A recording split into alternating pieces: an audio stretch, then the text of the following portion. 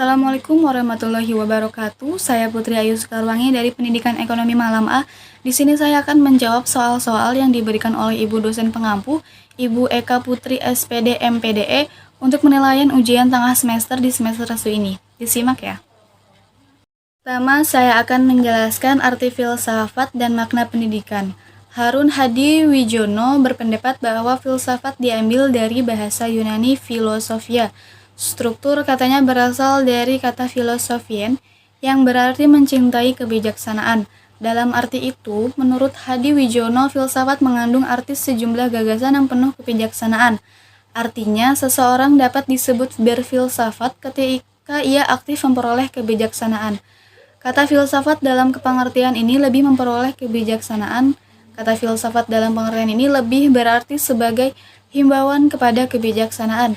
Dan makna pendidikan adalah upaya mengembangkan potensi-potensi manusia peserta didik, baik potensi fisik, potensi cipta, rasa, maupun karyanya, agar dasar kependidikan adalah cita-cita kemanusiaan universal.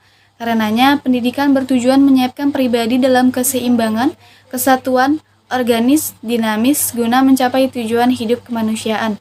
Melalui filsafat pendidikan adalah filsafat yang digunakan dalam studi mengenai masalah-masalah pendidikan.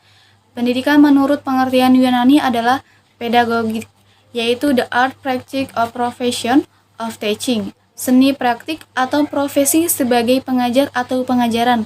Orang Romawi memandang pendidikan sebagai educare, yaitu mengeluarkan dan menuntun, tindakan merealisasikan potensi anak yang dilahirkan di dunia.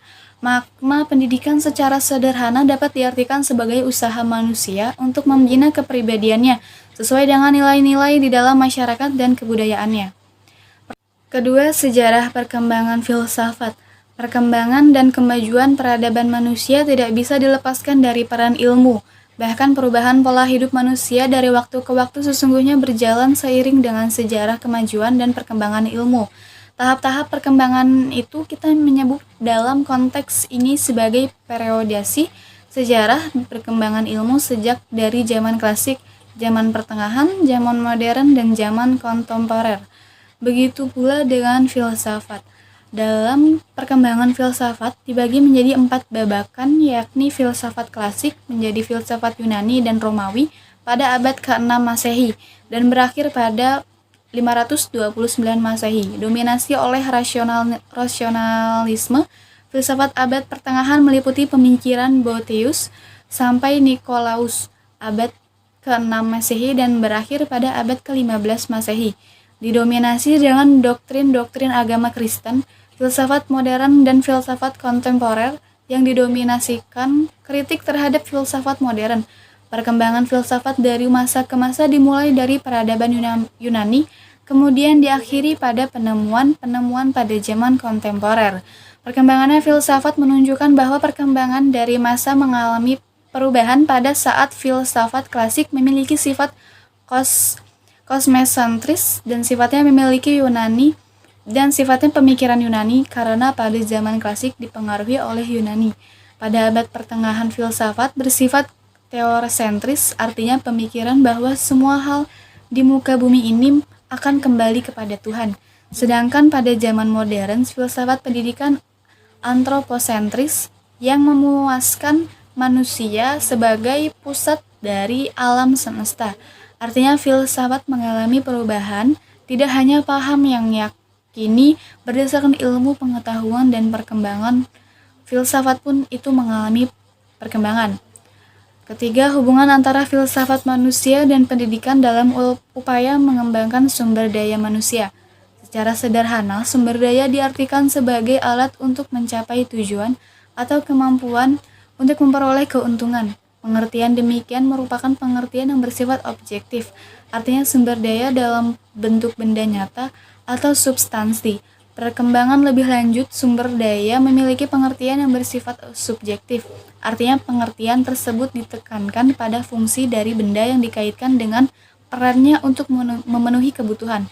Oleh karena itu, sumber daya dapat diartikan sebagai segala sesuatu, baik berupa benda maupun bukan benda, yang dibutuhkan manusia untuk memenuhi kebutuhan hidupnya. Secara sederhana, sumber daya manusia dapat diartikan sebagai seluruh penduduk yang berada di suatu wilayah atau tempat dengan ciri-ciri demografis dan sosial ekonomis. Profil demografis merupakan aspek kuantitatif, artinya berkaitan dengan jumlah secara fisik. Memang banyak sedikitnya jumlah penduduk serta unsur-unsur yang berkaitan dengan jumlah dalam batas tertentu merupakan potensi dalam bidang pembangunan. Dengan jumlah penduduk yang banyak merupakan sumber daya manusia untuk melaksanakan pembangunan. Sumber daya manusia juga memiliki profil sosial ekonomi, yaitu aspek berkaitan dengan kualitas. Aspek kualitatif erat kaitannya dengan kesejahteraan fisik dan non-fisik serta penguasaan ilmu dan teknologi.